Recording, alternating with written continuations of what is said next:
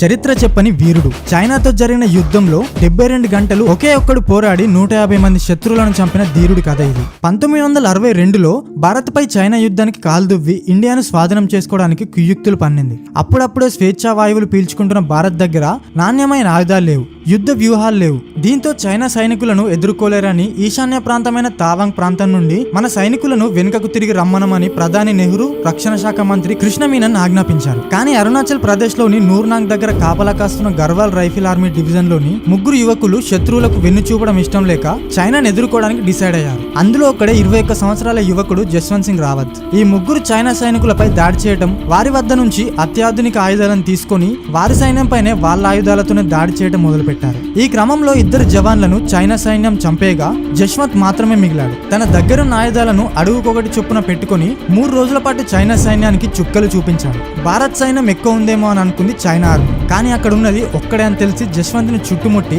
కాల్చి చంపేశారు. అక్కడితో ఆకుండా జస్వంత్ తలను నరికి తీసుకుని వెళ్ళింది చైనా ఆర్మీ. జస్వంత్ ధైర్య సాహసాల గుర్తుగా తావాంగ్ ప్రాంతంలో మందిరం కట్టి అతనిని దేవుడిగా పూజిస్తున్నారు ఇప్పటికీ అక్కడి ప్రజలు.